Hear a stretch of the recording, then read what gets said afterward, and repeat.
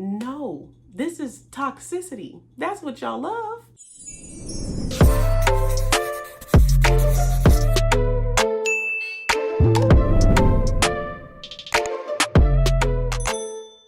Hey y'all, welcome back to my channel, Apparently Ashley, and today we're talking about Married at First Sight, season 13, episode 14. So this week, all the couples went to this like ranch barn style retreat so that they could all just like hang out and do game night and just like, talk about how their experience has been going, hopefully grow closer with their spouse, or maybe they just grew further apart. So let's go ahead and get started with the first couple. All right, so of course we're starting with Michaela and Zack because what the hell? They were so explosive. Mainly her. Like, he wasn't explosive, but like, she was just so, it was so cringy to watch. Like, it was very like secondhand embarrassment, like very uncomfortable. Like, can't imagine how Zack was feeling through all this. Like, it just, Let's start with the first interaction that happened with them. When they were out on the patio, and he basically said that, like, we're gonna say no on decision day, right? Like, we're on the same page, we're gonna get divorced, but like afterwards, let's continue some type of relationship, let's continue dating, because maybe we can make this work outside of like the pressure of the cameras and all that kind of stuff. And she like has that like big reaction that we've been showing this whole season, and we finally got to see it, and she's just like, but I'm still who I am. Like, I don't know why you think I'm gonna change when the cameras go away. Like, this is still me. And he was just like, you know what? I am not about to deal with this. Like, why are you reacting like this? And it was just so over the top, so unnecessary.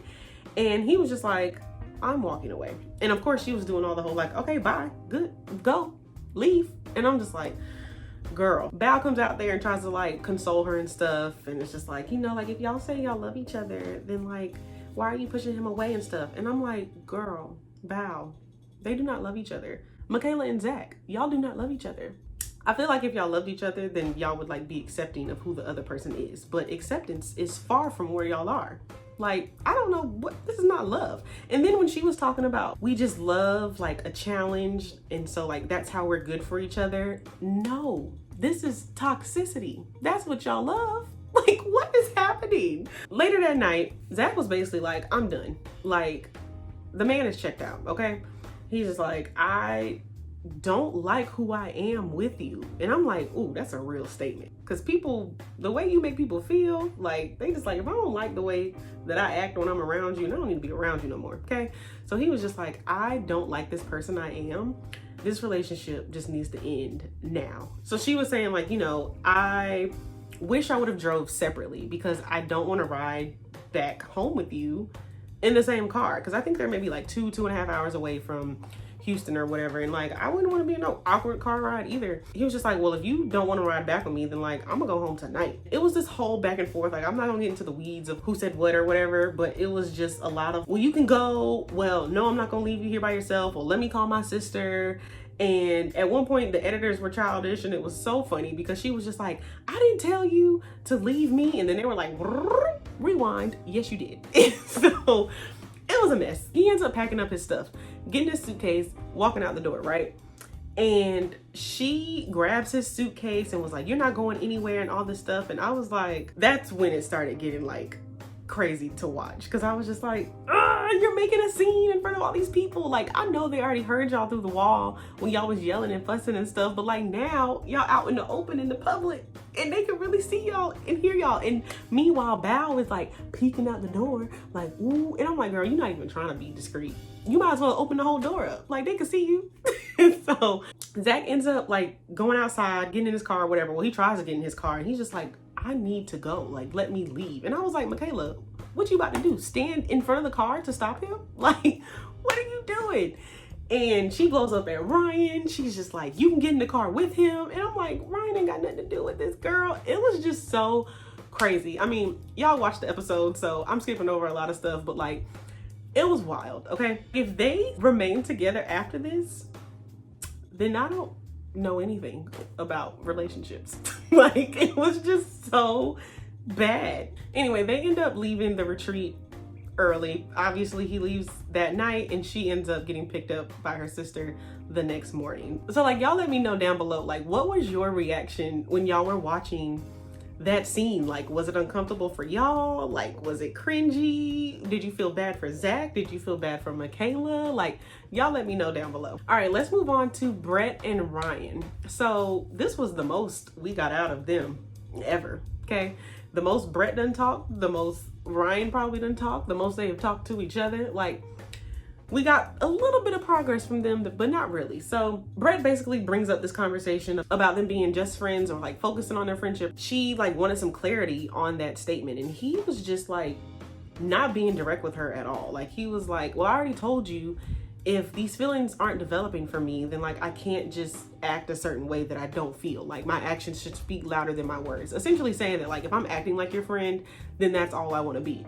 And I'm like, what happened to the whole, like, I need to be direct with her and I need to just tell her the truth and all this other kind of stuff. And so you can already tell that like Brett is checked out. She's over it. And that's probably why we heard so much from her this episode, because she was like speaking up for herself, and she was telling him like, you know, typically in a relationship, like if you say that you want something or need something to like help you be the best version of yourself, then like I will give you that, and it's like to my detriment. At this point, I need to look out for me. You said you wanted patience, cool. You wanted some time, all right. You wanted space, bet. But it's just like, now I'm suffering, I'm not getting what I need, so like, bye, I'm not doing this no more. It's like now all of a sudden Ryan wants to check in. Well, now I'm trying with her, and now she doesn't want to try anymore. And I'm like, can you blame her? Because he was even saying like, oh, let's sleep in the same bed at the barn or whatnot. And she's like, why would we sleep in the same bed when we don't even sleep in the same bed at home? And Ryan was basically trying to save face in front of everybody else. And he's like, I thought we could be adults about the situation. And I'm like, I'm not about to sit here and act like everything's all okay and sleep in the same bed when you want nothing to do with me when we're at home. No. So Ryan ended up sleeping on the couch the whole time. Brett got her own room. And then Bao and Johnny were separated too, but we'll get to them. I was just so over Ryan just still trying to act like he's not giving up on this. And I was proud of Brett for like standing up for herself. Basically that I deserve better than this. I think Brett should just ask him straight up, like, are you attracted to me? And like the answer's gonna hurt. But I mean, if she just wants something like clear cut said to her to let her know she needs to move on, instead of like all this like reading between the lines stuff that's going on, ask him something straight up like that. And hopefully he'll be direct, probably not knowing him, but all right, let's move on to Bao and Johnny. So when they get to the barn, Bao ends up cooking dinner for all of them, and my immediate thought was like, suck it, Johnny, your wife just cooked dinner for everybody, meanwhile you over here saying she don't do anything for you, but you ignoring the fact that she meal preps for you. And I'm just like, could we get a scene where you're showing some like appreciation for her in that aspect? No. So they were very awkward the entire weekend.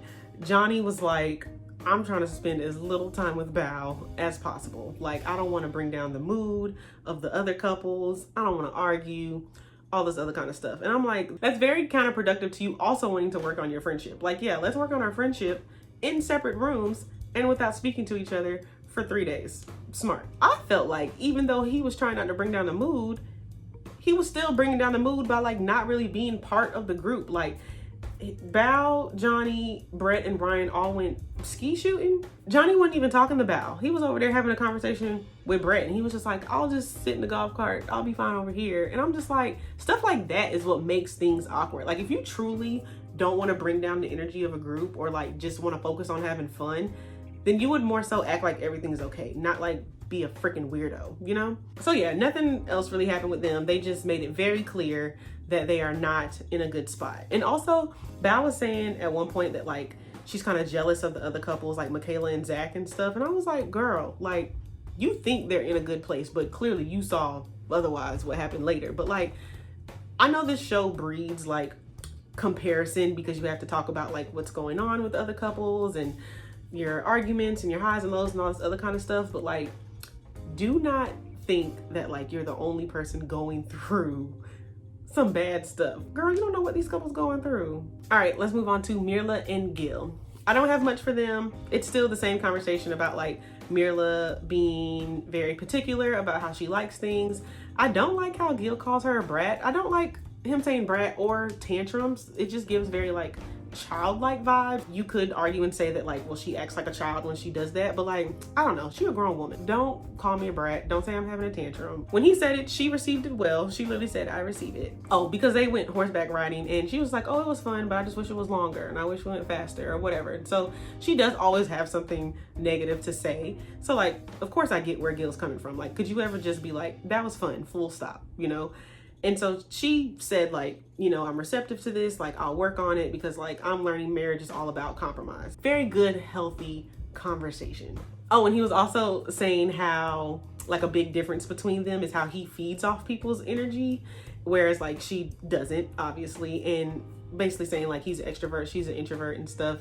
Like, I obviously don't think that's like a deal breaker or anything. I just think you kind of just have to like know your partner and know how to like maneuver that and navigate that in certain like situations and stuff, because like I too am a person who gets drained by others, but like in their situation with like going to this couples retreat, I've had time to like mentally prepare to like I'm gonna be around all these people, but like when it's like nighttime or whatever, I'm like, all right, I done been around y'all all day, I'm going to bed, right? Or I would need little pockets of time to like be by myself. What do y'all like? Like, do you feed off other people? Does it kind of drain you? Let me know down below. Last, let's talk about Rachel and Jose.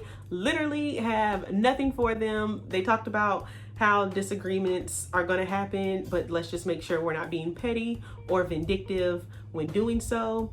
So Jose, remember to refer to your index cards about not locking the door on your wife.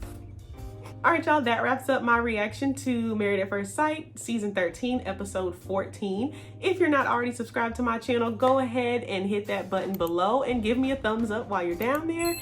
Don't forget to comment below your reaction to watching this week's episode, and I will see y'all next time. Bye.